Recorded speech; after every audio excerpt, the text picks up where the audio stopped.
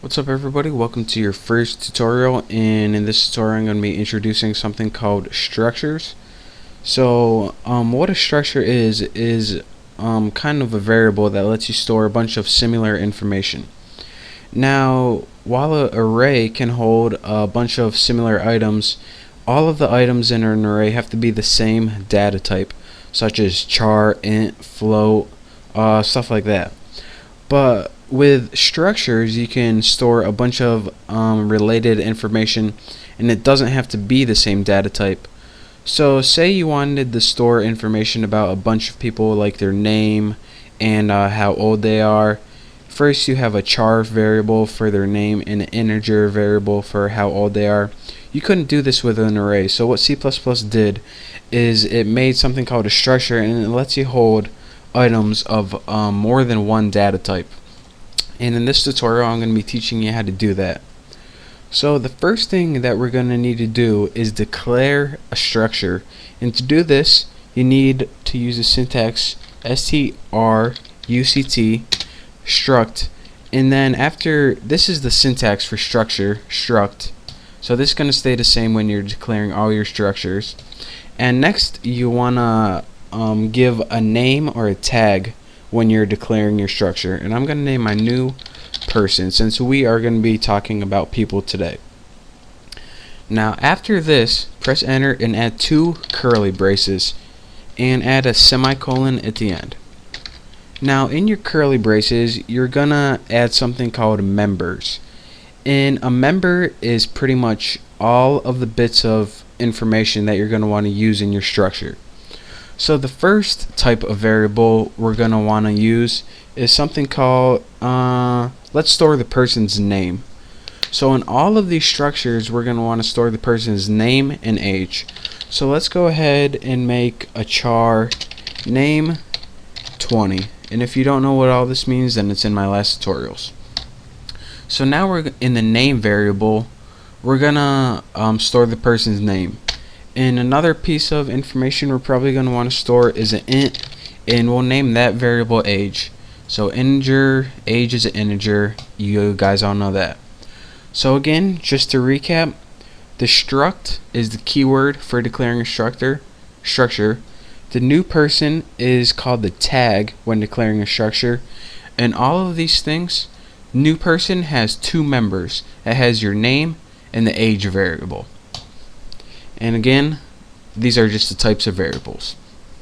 So now that we declared our structure, we're gonna want to know how to use our structure in an actual program.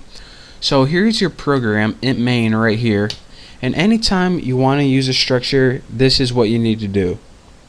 The first thing that you're going to need to do is first get your structures declaration by saying new person. And yours might be different, but that's the one I'm going to use. So new person, and we'll say Greg, or let's just say Bucky, because that's who I'm talking about.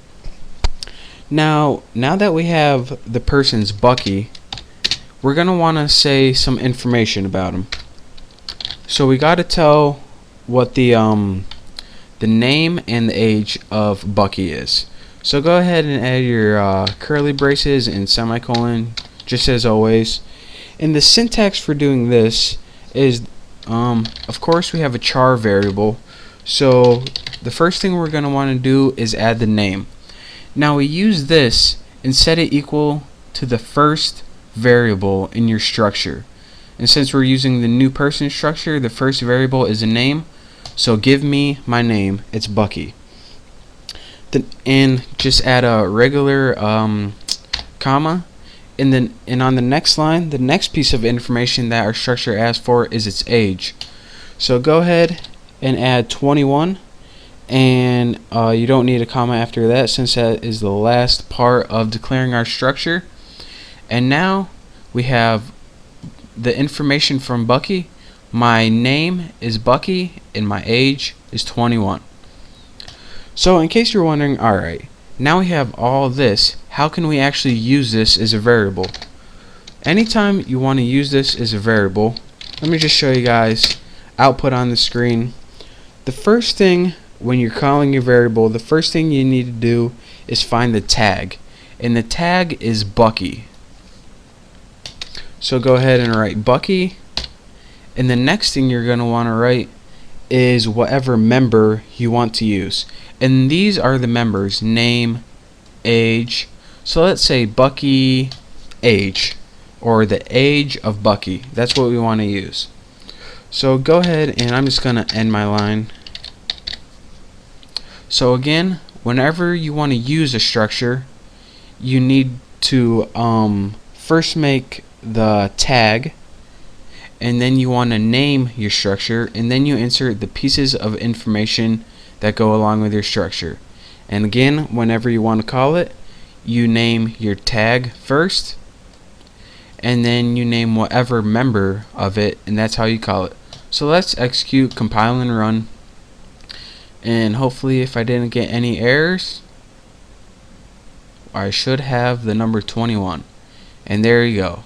And that is how you use structures for when you are using structures in C++. So again, let's just recap this one more time so it'll stick in your head, because I know it's really confusing. The first thing you want to do when you want to use structures in your program is, the first thing is to put the tag new person of your structure that you already declared. The next thing that you're going to want to do is make the name that you're going to be using when you use your tag. So I'm going to name mine Haas. We have a person named Haas. And again, add your two curly braces and an apostrophe, and in your curly braces you add the structure members. So the first thing it asks for is the name, and the name for this person is going to be Haas Jones. And the next thing it asks for is the age, and he's going to be 45. So those are the two things that it asks for: name and age. And again, to output on the screen, you first need its tag, which is Haas, and then name, or actually we'll do age this time.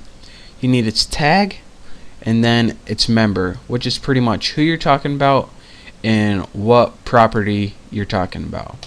So let's go ahead and execute, compile, and run.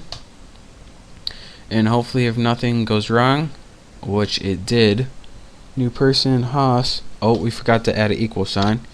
And since you're declaring variables, remember that equal sign. Anytime you declare a variable, you have to have an equal sign. Execute, compile, and run, and it'll work this time, trust me. We get the age of Haas Jones, 45. So this is something you guys need to watch probably a couple times. Learn this until it sticks in your head. The most confusing part of this is the syntax, so once you learn it, you'll be fine. So again, thank you for watching. In the next tutorial, we're probably going to be going over how to work with text files. It's going to be real interesting. So again, thanks for watching. Make sure you subscribe to my channel. All of this information I'm going to have posted on my website, thenewboston.com, so if you want to just copy it, you can go right to my site and get it there. So thanks for watching. Make sure to subscribe, and I'll see you next tutorial.